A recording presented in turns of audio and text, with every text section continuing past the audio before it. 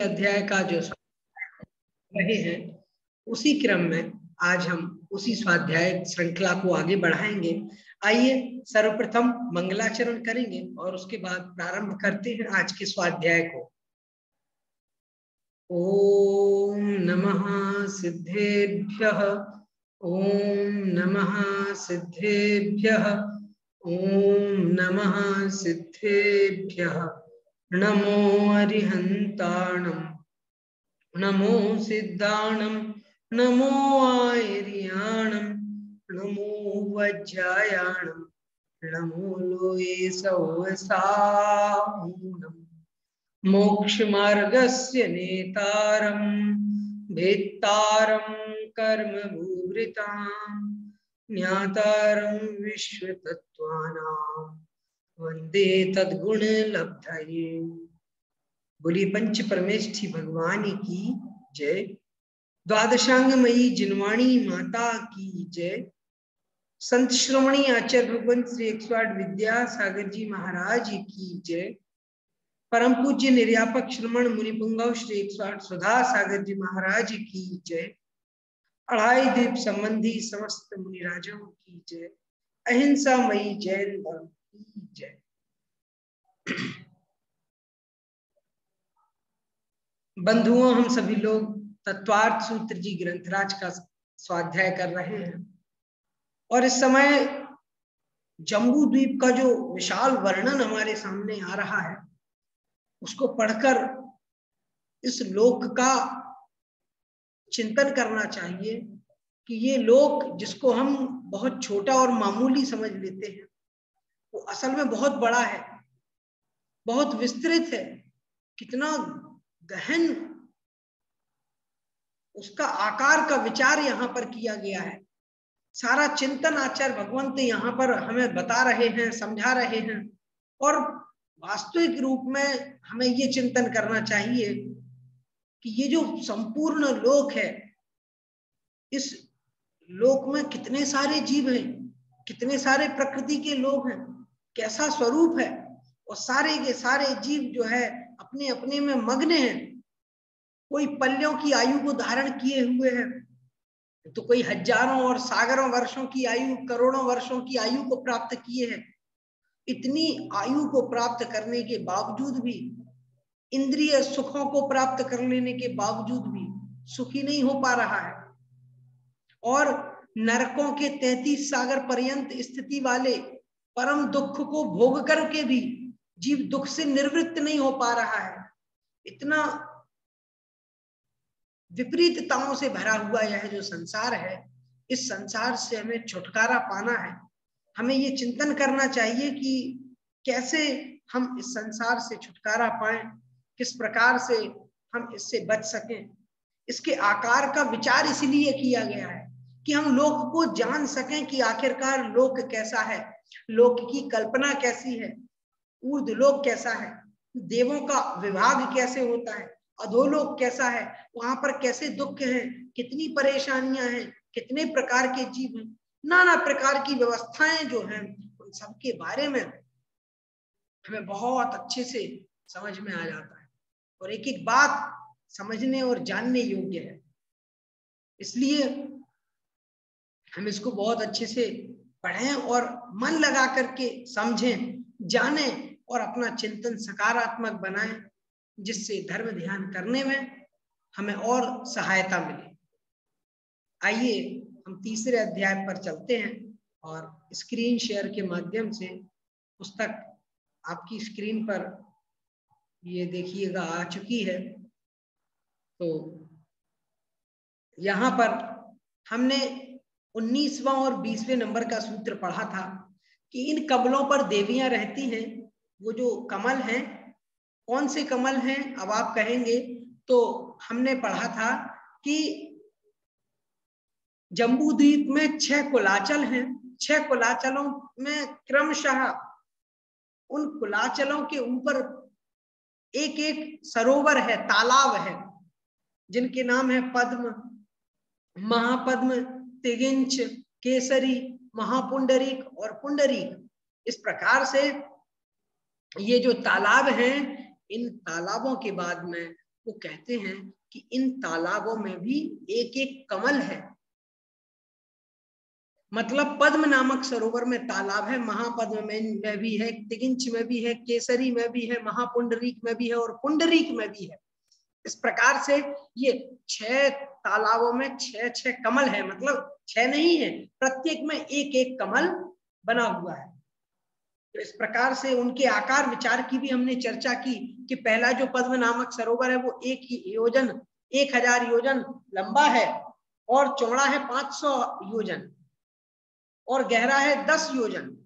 ऐसे ही दूसरे नंबर का महापद्म नाम का जो सरोवर है, तालाब है, वो 2000 योजन लंबा है, 1000 योजन चौड़ा है और 20 योजन गहराई वाला।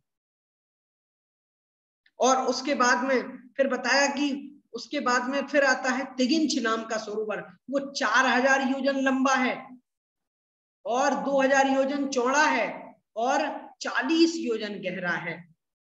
इनमें क्रमशः आप ऐसे ही क्रम लगाएंगे। चौथा सरोवर है वो भी 4000 योजन लंबा है, जिसका नाम है केसरी।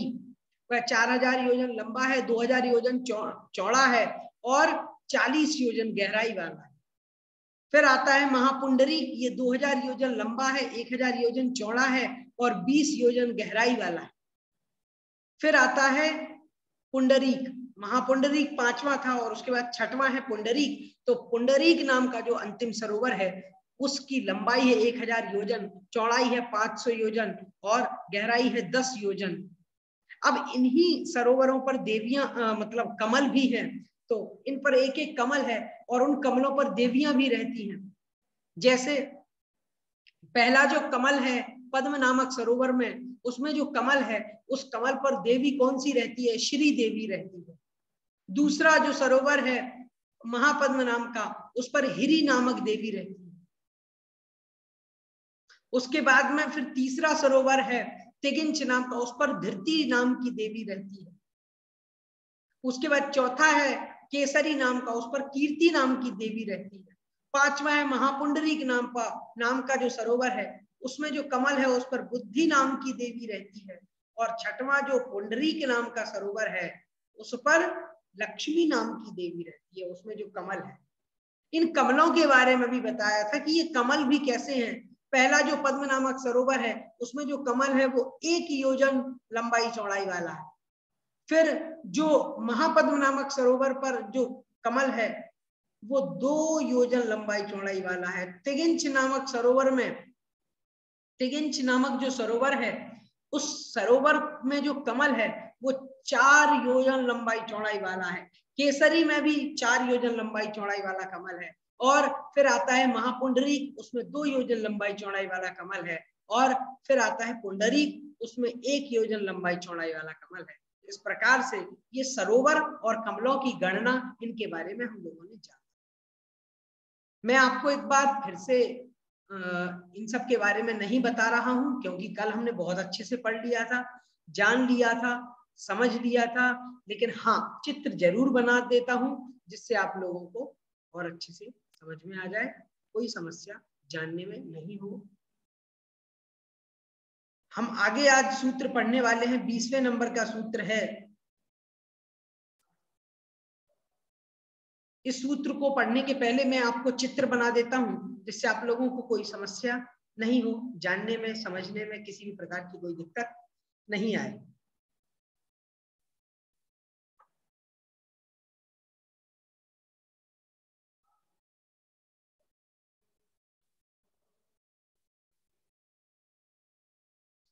ये देखिए, ये मैंने एक गोल बना दिया है। ये गोल वस्तुतः ये है हमारा, क्या है, ये जो गोल गोल आप देख रहे हैं ये है हमारा जम्बू द्वीप। जम्बू द्वीप में आप सभी जानते हैं जैसा कि यहाँ पर 6 पर्वत हैं और 7 क्षेत्र हैं। तो पहला पर्वत हुआ, उसके बाद ये हमारा दूसरा पर्वत हो गया,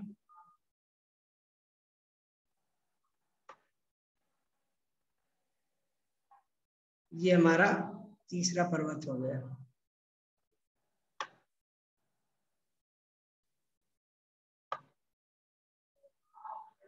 ये हमारा चौथा पर्वत है। कौन सा है इसका नाम आप लोग बताइएगा, कमेंट में नाम लिख करके बताइएगा क्या नाम है इस चौथे पर्वत का। ये पांचवा हुआ और इसके बाद में ये हमारा छठवें नंबर का पर्वत। ठीक है, छठवें नंबर का ये पर्वत हुआ। देखो मैं बताता हूँ इनके नाम क्या है। हिमवन, महाहिमवन, निषद, नील, रुक्मिन और शिखरिन। ठीक है, तो देखो ये क्रम से मैं आपको बता देता हूँ। ये पहला वाला जो देख रहे हैं ना, ये है हमारा हिमवन, दूसरा है महाहिमवन, तीसरा है निषद, चौथा है नील, पांचवा है रुक्मिन और छठवां है शिखरिन। ठीक है, तो ये कुल मिलाकर के हिमवन, महाहिमवन, निषद, नील, रुक्मिन और शिखरी, इस प्रकार से रुक्मी शिखरी, इस प्रकार से ये जो है ये 6 पर्वत हैं। अब इन 6 पर्वतों पर अब यहाँ पर क्या है, यहाँ पर एक इन पर्वतों पर तालाब भी हैं। कौन कौन से तालाब हैं, तो तालाब हम जल्दी से तालाब का आकार भी बना लेते हैं।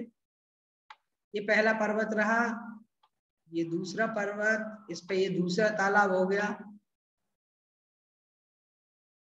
ये हमारा तीसरा तालाब बन गया, ये चौथा तालाब, ये पांचवा तालाब और ये छठवां तालाब। तो कुल मिलाकर के ये तालाब हो गए हैं हमारे। अब इसमें से कुछ समझने वाली बातें हैं जो आप अच्छे से समझिएगा, जानिएगा। इनका नाम क्या है, सबसे पहले तो इनका नाम, तो नाम आपको बता देता हूं मैं, क्या नाम है इनका। देखिएगा, ये पहला वाला जो तालाब है इसका नाम है पद्म, इसका नाम है महापद्म, इसका नाम है तिगिंच, इसका नाम है केसरी, इसका नाम है महापुंडरीक और छठवां जो है ना अंतिम, इसका नाम है पुंडरीक। तो इस प्रकार से ये 6 हमारे क्या है, ये 6 हैं तालाब। इन तालाबों पर भी कमल है, तो कमल भी जल्दी से हम बना लेते हैं। इसमें हमारे पास काफी सारे कलर हैं, अब तो हम अलग अलग कलर में कुछ तालाबों को बना लेते हैं, मतलब कमल बना लेते हैं तालाबों के बीच में। सबसे पहले यहाँ पर एक पद्म नामक सरोवर में एक कमल बना लिया हमने, फिर महापद्म में बना लिया, फिर तिगिंच में बना लिया, फिर केसरी में बना लिया, फिर महापुंडरीक में भी बना लिया और फिर उसके बाद पुंडरीक में भी बना लिया। तो आपको ये चित्र में दिख रहे होंगे, ये जो 6 तालाब हैं इन पर कमल है। अब कमलों के ऊपर देवियां भी रहती हैं। देवियां हम यहाँ पर नहीं बनाने वाले हैं, लेकिन आपको याद रखना है इन पर कौन कौन सी देवियां रहती हैं। तो आपको कैसे याद रखना है, जैसे ये पहला वाला जो तालाब है ये वाला, इस पर कौन सी देवी रहती है, इस पर रहती है श्री देवी, दूसरे पर हिरी देवी, तीसरे पर धृति देवी, चौथे पर कौन सी देवी है, कीर्ति देवी, पांचवें पर है बुद्धि और छठवें पर है लब्धि नाम की देवी। तो इस प्रकार से ये 6 देवियां रहती हैं। 19 नंबर का सूत्र हम लोगों ने पढ़ा था। ये देवियां इन तालाबों में जो कमल है कमल पर रहती हैं। ये कमल कोई वैसा कमल नहीं है कि मुरझाने वाला है, ये अनादिकाल से ये कमल बने हुए हैं, पृथ्वी का एक है। और ये जो कमल हैं इन पर देवियां जो रहती हैं, ये देवियां अकेली नहीं रहती हैं, इनके साथ में सामानिक और पारिषद जाति के देव भी रहते हैं। और ये जो देवियां हैं ये एक पल्ल की आयु वाली होती है। एक पल्ल की आयु मतलब असंख्यात वर्ष की आयु, ये हम समझ सकते हैं, कोई गणना पल्ल की नहीं होती है। आप लोग को मैं पहले बता भी चुका हूं। अब यहाँ पर इनमें और क्या क्या विशेषता है, ये तो आप यहाँ तक तो आप सब कुछ समझ चुके हैं। अब देखते हैं कि इन क्षेत्र में और क्या क्या विशेषता है। ये जो हमारे यहाँ पर जो 6 पर्वत हैं और इनके बीच में जो 7 क्षेत्र हैं, उन 7 क्षेत्रों के साथ में और क्या क्या है यहाँ पर, इन 7 क्षेत्रों में क्या क्या विशेषता है, उसको हम जरूर यहाँ पर अच्छे से समझने की कोशिश करेंगे। ठीक है, तो ये 20वें नंबर का सूत्र है, थोड़ा बड़ा सूत्र है, लेकिन उच्चारण आप धीरे धीरे आप अच्छे से पढ़ेंगे तोड़ तोड़ करके तो आपको उच्चारण आराम से आ जाएगा। तो देखिएगा सूत्र है इसका, गंगा सिंधु रोहित रोहितास्या हरिद्धरिकांता सीता सीतोदा नारी नरकांता सुवर्ण रूप्यकूला रक्ता रक्तोदाह सरितस्तन्मध्यगाः। सुनिएगा इसका उच्चारण मैं फिर से कर रहा हूं, गंगा सिंधु रोहित रोहितास्या हरिद हरिकांता सीता सीतोदा नारी नरकांता सुवर्ण रूप्यकूला रक्ता रक्तोदाह सरितस्तन्मध्यगाः।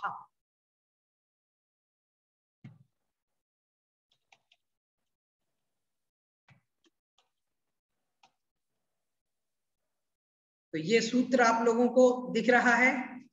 सूत्र में बता रहे हैं कि इन क्षेत्रों में कुछ नदियां भी बहती हैं, उनका वर्णन यहाँ पर किया गया है।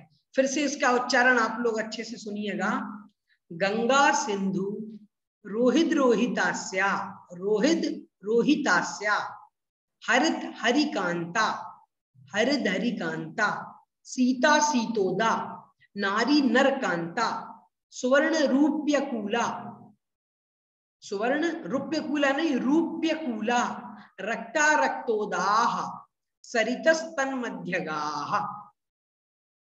ठीक है, तो वो कहते हैं कि इन क्षेत्रों में गंगा सिंधु रोहित रोहितास्या हरित हरिकांता सीता सीतोदा नारी नरकांता सुवर्णकूला, सुवर्णकूला रूप्यकूला रक्ता रक्तोदाह।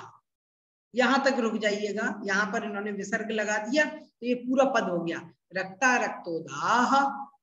फिर उसके बाद में कहते हैं ये इतने नाम वाले वहां पर सरिता, सरिता तन्मध्यगा, सरिता माने होती है नदी, तो सरिता मतलब नदियां, यहाँ पर बहुवचन है क्योंकि ये बहुत सारी हैं इसलिए सरितस इन्होंने यहाँ पर किया है, सरिता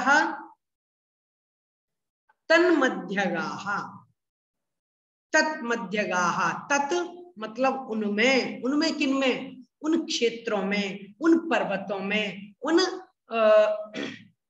उन तालाबों में, क्योंकि अभी चर्चा तालाबों की चल रही है, उन तालाबों से मध्यगाहा उनके बीच में से निकलती हैं, मध्यगाहा उनके बीच में से, गा मतलब गमन करने वाली, उनके बीच से चलने वाली, सरिता मतलब नदियां, मतलब वहां से निकलती हैं।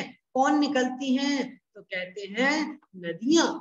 ये जो क्षेत्र हैं इन क्षेत्रों में इनके बीच में कौन कौन सी नदियां हैं? तो कहते हैं गंगा सिंधु रोहित रोहितास्या हरित हरिकांता सीता सीतोदा नारी नरकांता सुवर्ण कूला रूप्यकूला रक्ता रक्तोदा। इस प्रकार से ये 14 नदियां यहाँ पर हैं। कहां पर हैं ये 14 नदियां? इस जम्बू द्वीप के 7 क्षेत्रों के बीच में बहती हैं। कहां से निकलती हैं? ये निकलती हैं कहां से? ये निकलती हैं इन्हीं तालाबों से निकलती हैं ये नदियां। ये जो बड़े बड़े तालाब हैं इन्हीं बड़े बड़े तालाबों से ये नदियां निकलती हैं। और ये जो नदियां हैं, ये कितनी नदियां हैं? ये हैं 14 नदियां।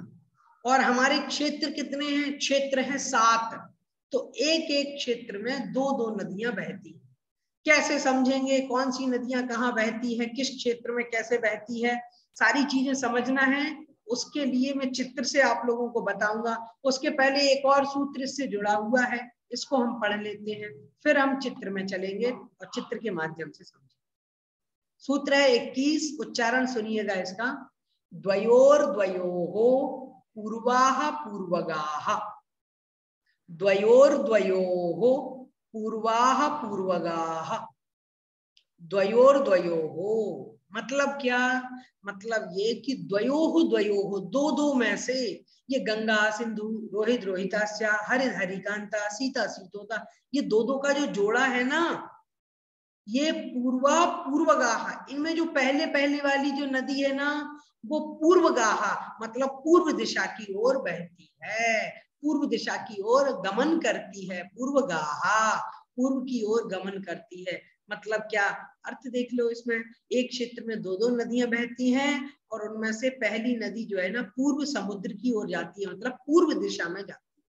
कैसे? जैसे सुनना, कौन सी नदी पूर्व में जाएगी? जैसे गंगा सिंधु, उसमें पूर्व मतलब पहले वाली कौन सी है? गंगा पहली है ना, गंगा सिंधु में से, तो ये पूर्व की ओर जाएगी। अच्छा, अब आप कहेंगे पूर्व कहाँ पड़ता है? हम तो कभी गए ही नहीं, ये कौन सा पूर्व है? तो देखो मैं वो भी बता देता हूं आप लोगों को, एक मिनट। हाँ तो देखो, तो यहाँ पर गंगा सिंधु ये दो नदियां हैं, इनमें पहली वाली कौन सी है? डेफिनेटली गंगा ही है। अब गंगा नदी कहाँ जाती है? पूर्व की ओर। पूर्व कहाँ है? ये वाली जो दिशा जा रही है ये पूर्व की है।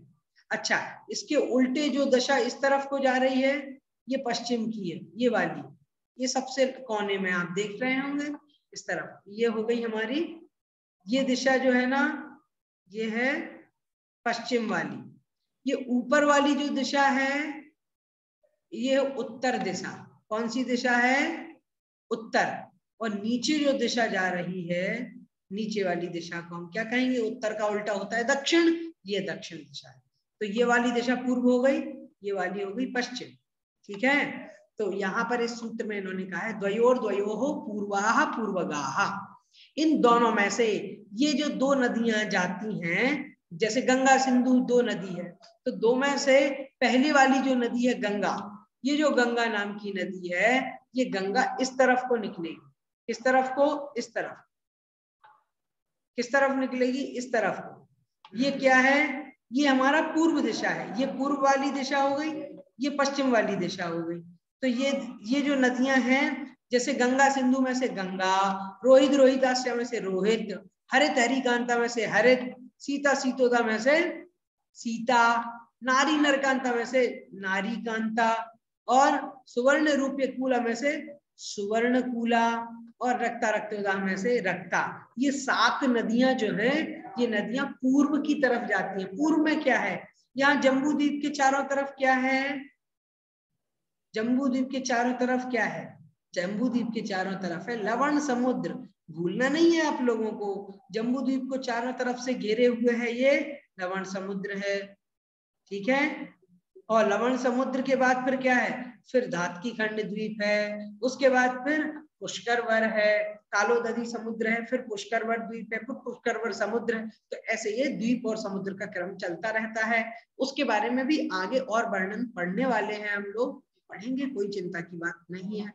उसके पहले ये जो है ना, ये सूत्र आप लोगों को समझ में आ जाना चाहिए। इसके बाद एक और सूत्र है जो हमें अभी पढ़ना है, देख लेते हैं उस सूत्र को भी। अच्छा, आपके मन में प्रश्न आ रहा होगा, देखो आपके मन में एक प्रश्न आ रहा होगा कि ये जो नदियां हैं, इनमें आपने बता दिया कि गंगा सिंधु में से गंगा नाम की नदी है, वो निकलती है कहाँ? गंगा नाम की जो नदी है वो पूर्व की तरफ जा रही है, ये तो आपने बता दिया। तो सिंधु कहाँ जा रही है? सिंधु नदी भी तो कहीं ना कहीं जाएगी। तो उसके लिए उन्होंने कहा शेषास पपरगाहा। ये एक सूत्र दिया है। जो बाद वाली नदियां है ना, गंगा सिंधु में से सिंधु, रोहित रोहितास्य में से रोहितास्या, ऐसे हरित हरिकांता में से हरिकांता, इस प्रकार से ये जो नदियां हैं ये कहाँ जाती हैं? तो उसके लिए 22वें नंबर का सूत्र है शेषास त्वपरगाहा। शेषास त्वपरगाहा, शेषास त्वपरगाहा। ठीक है, इसमें क्या बताया है ये भी समझ लो। इसमें बताया है शेषाहा तु अपरगाहा। शेषाहा मतलब शेष जो नदियां हैं, गंगा, गंगा को छोड़ दो, मतलब गंगा सिंधु में से गंगा चली गई, अब शेष बची कौन? सिंधु। ऐसे ही रोहित रोहितास्या में से रोहित चली गई, बची कौन? रोहितास्या। हरित हरिकांता में से हरित चली गई, तो बची कौन? हरिकांता।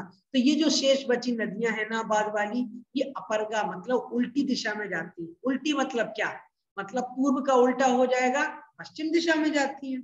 ये पूर्व को जा रही है तो ये वाली पश्चिम को जाएगी। ये बिल्कुल सिंपल है। तो इसमें लिखा भी है नदी पश्चिम समुद्र को जाती है। कौन कौन सी नदियां पश्चिम समुद्र में जाएंगी?